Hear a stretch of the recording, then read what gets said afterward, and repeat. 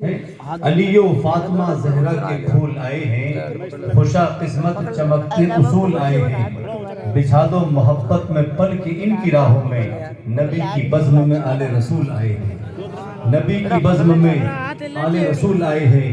میرے خیال کو نسبت ہوئی مدینے سے، مہک گلاب کی آنے لگی پسینے سے، نبی کی آل سے جس کو الفت نہ ہو وہ مر جائے، اس کا مرنا ہی بہتر ہے ایسے جینے سے۔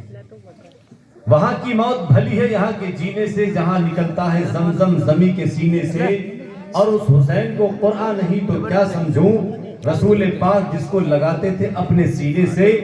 چھت پہ چلنا ہو لگاؤ کیجئے زینے سے، رب سے ملنا ہو سہارا لیجئے مدینے سے، اور جو کسی وسیلے کا قائل نہ ہو دور ہی رہنا ایسے کمینے سے۔ علماء کرام غوث اعظم کے خاندان کا جم کے کرے دیدار، درود پڑے قرینے سے، پھر دیکھنا رسول خود ہی چلے آئیں گے مدینے سے۔ سبحان اللہ کہہ دیں قرینے سے، ٹھنڈی ٹھنڈی ہوا آئے گی مدینے سے۔ تڑپ کے بول دیں اور زور سے بول دیں الحمدللہ۔ آنے والے شاندار خطیب کا بس شاندار استقبال کریں کہ مثال ضرب خندق کربلا کا نام زندہ ہے، خدا کا نام روشن ہے، نبی کا نام زندہ ہے۔ کہیں حیدر کرار کی طاقت تو کہیں شبیر کا سجدہ، ارے اس نام پر تو ہر حسینی طرف جاتا ہے سبحان اللہ۔ کہیں حیدر کرار کی طاقت تو کہیں شبیر کا سجدہ، انہی دو طاقتوں سے آج تک اسلام زندہ ہے۔ ہماری صبح زندہ ہے، ہماری شام زندہ ہے، ہمارے دل کی تختی پر نبی کا نام زندہ ہے، ہمارے دل کی تختی پر نبی کا نام زندہ ہے، ہمارے دل کی تختی پر نبی کا نام زندہ ہے۔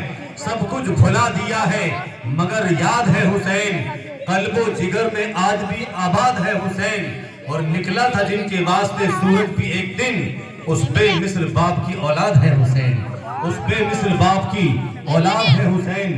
خطیب ہندوستان، مقرر ذیشان، فاضل نوجوان، ملیح البیان، طلیق اللسان، واقف تفسیر قرآن، غوث اعظم کا مکمل خاندان، یہ ایسا کرتے ہیں بیان، چھوڑ کے بھاگ جاتا ہے میدان، زمانہ جس کو کہتا ہے شیطان، خوش ہوتا ہے سنی زندہ دل مسلمان۔ آنے والے شاندار خطیب کا شاندار استقبال کریں، اور الحمدللہ یہ بتا دیں حضور ایسے رات کے اس وقت میں، ٹھنڈے وقت میں آپ شاندار سنانا جانتے ہیں تو عالمی آواز والے محبت سے سننا جانتے ہیں۔ دلوں کو باغ باغ کیجئے حضرت کی تقریر سے، حضرت کا استقبال کیجئے نعرہ تکبیر سے۔ نعرہ تکبیر، سبھی بولیں آگے سے لے کے پیچھے تک، نعرہ رسالت، اہل سنت، غوث اعظم کا خاندان، خطیب ہندوستان۔ مجھے یقین ہے کہ سارا سماج بدلے گا، طریقہ بدلے گا، رسم و رواج بدلے گا۔ ایسا ہی خطاب ہوتا رہا ہمارے جلسوں میں تو ایک دن ضرور نوجوانوں کا مزاج بدلے گا۔ اب زبر ہی کیا ہے زیر بولے گا، ایک مجاہد دلیر بولے گا، بدبختوں سے کہہ دو کہیں جا کے مر جائیں، اور مرنے دل نہ کرے تو کہیں جا کے چھپ جائیں۔ اب غوث اعظم کا شعر بولیں گے۔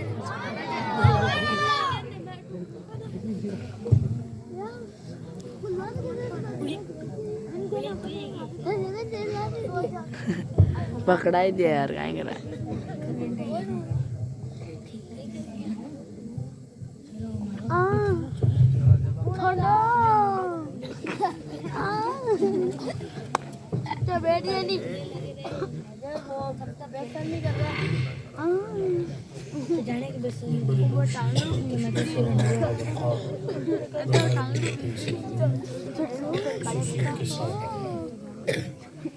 یہ پڑھی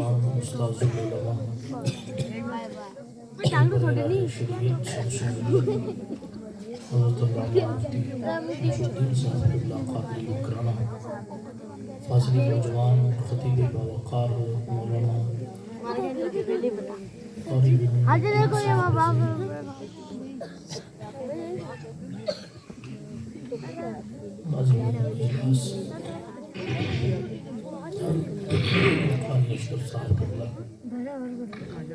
بابا خان رباقی منبر الاحرام، سامعین و سامعات، السلام علیکم ورحمۃ اللہ تعالی وبرکاتہ۔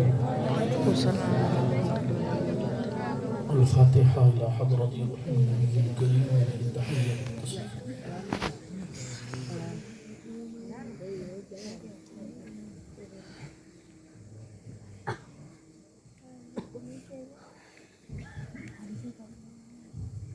وصلی اللہ تعالی علی خیر خلقہ ونور عرشہ وزینۃ فرشہ سیدنا ومولانا محمد وعلی آلہ واصحابہ اجمعین برحمتک یا ارحم الراحمین بحق لا الہ الا اللہ صلی اللہ تعالی علیہ وعلی آلہ واصحابہ وسلم.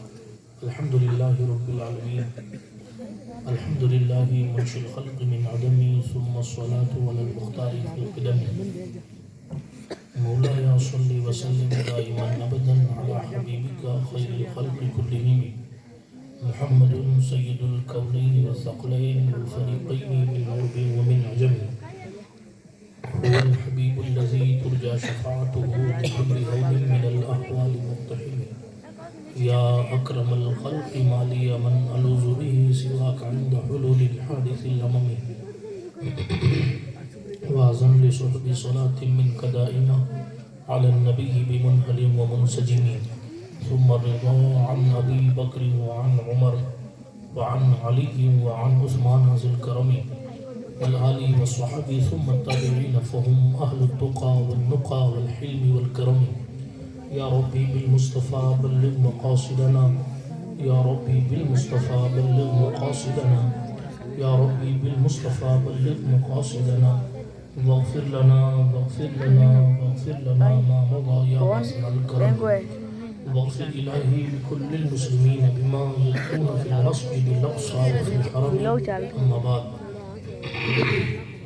فأعوذ بالله من الشيطان الرجيم. بسم الله الرحمن الرحيم.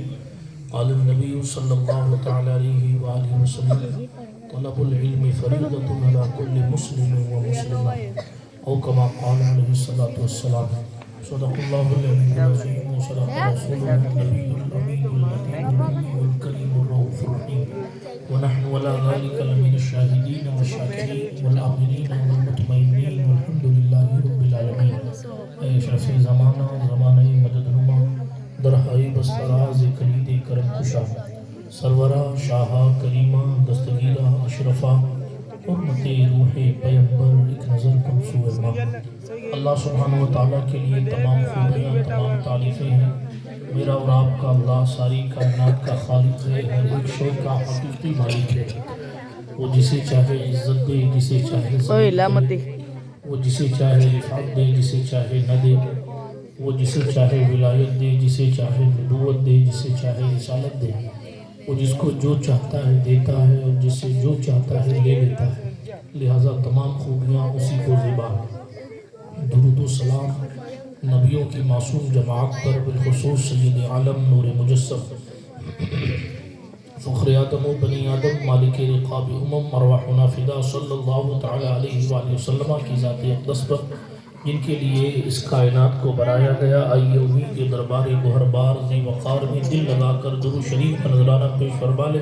پڑھیں اللہم صلی علی سیدنا نبینا موانا و ملجانا محمد وعلى آل سيدنا مولانا محمد صلاة تنجينا بها من جميع الأهوال والآفات وتقضي لنا بها جميع الحاجات وتطهرنا بها من جميع السيئات وترفعنا بها عندك على الدرجات وتبلغنا بها أقصى الغايات من جميع الخيرات في الحياة وبعد الممات إنك قريب مجيب الدعوات وأنت على كل شيء قدير. پل سے اتارو راہ گزر کو خبر نہ ہو.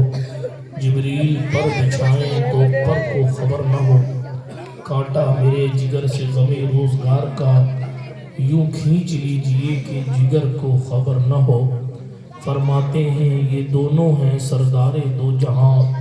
اے مرتضیٰ عتیق و عمر کو خبر نہ ہو. اے مرتضیٰ عتیق و عمر کو خبر نہ ہو. ایسا گما دے ان کی غنا میں خدا ہمیں ڈھونڈا کریں پر اپنی خبر کو خبر نہ ہو. فریاد امتی جو کرے حال زار میں ممکن نہیں کہ خیر بشر کو خبر نہ ہو. اور مقطع میں کہا ان کے سوا رضا کوئی حامی نہیں جہاں گزرا کرے پسر پہ پدر کو خبر نہ ہو. اللہ جل وعلا کا احسان ہے کہ مراد مدرسے کے سالانہ محفل میں حاضر ہیں. اللہ پاک سب کی حاضری کو قبول فرمائے.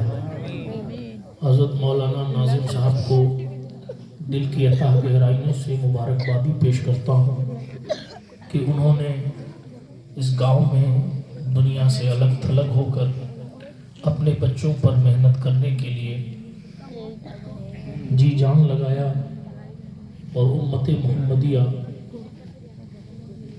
کو جو پیغام پیغمبر انسانیت صلی اللہ علیہ وآلہ وسلم نے علم کے حوالے سے عطا فرمایا تھا اس پر عمل پیرا ہونے کی مکمل کوشش فرمائی۔ ساتھ ہی ساتھ عمران بھائی صدام بھائی کو بڑی مبارکبادی کہ قدرت ان سے مخصوص دین کی خدمت کر رہی ہے۔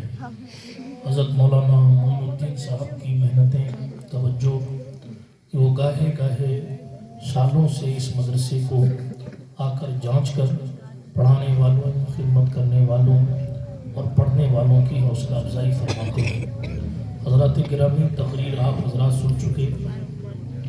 حضرت شمس ملت کا خطاب میرے بعد ہونا تھا، لوگ مجھے سوتا چھوڑ کر ان کو محفل میں لے کے آئے۔ 11 گھنٹہ کو بڑھو ہونا یہ چاہیے کہ حضرت کا خطاب 12 گھنٹہ کو بڑھو بات کرنا چاہیے، چونکہ میری عمر کے 12 کئی سو علماء حضرت کے شاگرد تھے، اس لیے زیادہ بول رہی ہو بہن کٹ اور قوم کی نبض پکڑ کر مرض بتا کر اس کی دوا بتانا کا کام ہے۔ اس لیے میں کوئی لمبی چوڑی تقریر نہیں کروں گا، 2-3 باتیں 20, 25, 30 منٹ جو بھی لگے اس میں عرض کر کے محفل کو صلاۃ و سلام کی دہلیز تک لے کر جاؤں گا۔ آپ حضرات کا بہت شکریہ کہ اتنی سردی میں بھی آپ حضرات یہاں بیٹھے ہیں، مگر نہ پہلی بات تو عالمی آواز والے بیٹھتے نہیں ہیں۔ ہاں میں بھی کئی دنوں سے جانتا ہوں عالمی آواز کو، یہ محبتیں ہیں آپ لوگوں کی، اللہ آپ کو اس محبت کا بہترین بدلہ دنیا اور آخرت میں عطا فرمائے۔ اللہ کے نبی صلی اللہ علیہ وآلہ وسلم کی ایک مشہور زمانہ حدیث جو ہم اور آپ بچپن سے پڑھتے سنتے اور دیواروں پہ لکھا ہوا دیکھتے ہیں، پیغمبر انسانیت صلی اللہ علیہ وآلہ وسلم نے ارشاد فرمایا، علم دین کا حاصل کرنا ہر مسلمان مرد اور عورت پر فرض ہے۔ نماز بالغ ہونے کے بعد فرض ہے، روزہ صحت و سلامتی صحت کی قید کے ساتھ فرض ہے، زکوٰۃ اسی پر فرض ہے جو صاحب نصاب ہے، حج اسی پر فرض ہے جو صاحب استطاعت ہے۔ یعنی یہ چاروں فرض، یہ چاروں اسلام کے کھمبے وتھ کنڈیشن فرض ہیں، مگر علم اور ایجوکیشن کے لیے پیغمبر انسانیت صلی اللہ علیہ وآلہ وسلم نے کسی چیز کی قید نہیں لگائی۔ آپ تندرست ہیں تو بھی علم حاصل کریں، آپ بیمار ہیں تو بھی علم حاصل کریں، آپ صاحب نصاب ہیں تو بھی علم حاصل کریں، آپ صاحب نصاب نہیں ہیں تو بھی علم حاصل کریں، آپ کے پاس استطاعت ہے تو بھی علم حاصل کریں، نہیں ہے آپ صاحب استطاعت تو جتنی استطاعت ہے اتنا علم حاصل کریں، آپ مسافر ہیں آپ سفر میں علم حاصل کریں، آپ مقیم ہیں آپ اپنے وطن اقامت میں علم حاصل کریں، لیکن ایجوکیشن کا تعلق پیغمبر انسانیت صلی اللہ علیہ وآلہ وسلم نے اس امت سے ایسا اٹوٹ بنایا ہے کہ فرمایا گیا ہے ماں کی گود سے لے کر قبر کی گود تک علم حاصل کرتے رہو، اور حضور علیہ السلام نے فرمایا اگر علم حاصل کرنے کے لیے چین جانا پڑے تو چین چلے جاؤ، لیکن علم دین حاصل کرتے رہو۔ آپ اندازہ کیجئے حضور علیہ السلام کو علم دین سے کتنا پیار ہے، بلکہ کتنی مرتبہ تو ایسا ہوا کہ حضور نے دعا دی تو علم کی دعا دی، ایجوکیشن کی دعا دی، کتنی مرتبہ ایسا ہوا۔ بات بہت دور نہ چلی جائے کیونکہ دامن وقت میں گنجائش کم ہے اور بہت ساری گفتگو آپ سن چکے ہیں۔ مولانا معین صاحب کا خطاب سنا آپ نے، پھر حضرت مفتی شمس الدین صاحب کا خطاب سنا آپ نے، اس لیے میں آپ کو بوریت کی دہلیز میں نہیں لے کر جانا چاہتا. تیزی کے ساتھ میں اپنی کچھ خاص باتیں رکھتا ہوں, بہت شارٹ میں اختصار کے ساتھ. خیر الکلام ما قل و دل کہتا ہے. اپنے دامن گفتگو کو تنگ کرتے ہوئے تیزی کے ساتھ آگے بڑھتا ہوں. عرض یہ کر رہا تھا, مصطفیٰ کریم علیہ السلام کے چچا کے بیٹے بھائی ہیں, ان کا نام عبداللہ ابن عباس ہے. ابن الامہ آپ کا لقب ہے, رئیس المفسرین کے نام سے جانے جاتے ہیں. دیکھیں آپ حضور علیہ السلام کی خدمت کرتے تھے, کبھی وضو کے لیے پانی دیتے تھے, کبھی تکیہ لاتے تھے, کبھی اور دوسری خدمت کرتے تھے. تو میرے کریم مصطفیٰ صلی اللہ علیہ وآلہ وسلم نے دعا دی, اور کس شان کی دعا دی. عالیہ آباس والوں, ہم دعا دیتے ہیں تو کہتے ہیں اللہ تجھے کروڑ پتی بنا دے. ہم دعا دیتے ہیں تو کہتے ہیں اللہ تجھے تیرا گھر کا مکان کروا دے. ہم دعا دیتے ہیں تو کہتے ہیں اللہ تیری شادی اچھی جگہ کرا دے, تیرے بچوں کی شادی اچھی جگہ کرا دے. مگر حضور علیہ السلام کا خادم بھی ہے, حضور کے چچا کے بیٹے بھی ہیں. اب جب خدمت کر رہے ہیں تو حضور علیہ السلام نے ہاتھ اٹھایا اور دعا کی, اللہم علمہ القرآن, اے اللہ اسے قرآن سکھا دے, اے اللہ اس نے میری خدمت کی ہے, اسے قرآن سکھا دے. اللہ اکبر. علماء مفسرین نے لکھا, علماء محدثین نے لکھا, چونکہ پیغمبر انسانیت صلی اللہ علیہ وآلہ وسلم کو ایجوکیشن سے اتنا پیار ہے, علم سے اتنا پیار ہے, حضور نے شہنشاہی کی دعا نہیں دی, حضور علیہ السلام نے بادشاہی کی دعا نہیں دی, حضور علیہ السلام نے مال و منال کی دعا نہیں دی. حضور نے دعا دی تو علم کی دعا دی. اور پھر اب جب تحقیق کے دروازے کی طرف آئیں گے تو جناب سلیمان کی دہلیز پر آپ پہنچیں گے. قدرت نے ان سے کہا, سلیمان بادشاہت چاہیے کہ علم چاہیے؟ جناب سلیمان نے کہا, اے اللہ مجھے علم چاہیے. یہ علم کی برکت تھی کہ بادشاہت خود بخود اللہ اکبر ان کے قدموں میں آ گئی. حضرت ابو اسود رحمت اللہ علیہ کا بڑا مشہور قول ہے جو میں کئی تقریروں میں پڑھا کرتا ہوں. اللہ کا ولی ارشاد فرماتا ہے, علم سے بڑھ کر فضیلت والی کوئی شے نہیں ہے, اس لیے کہ ایجوکیشن اور علم دین بالخصوص اس شان کا ہے کہ جو بندہ علم دین حاصل کرتا ہے, بادشاہ لوگوں پر حکومت کرتے ہیں.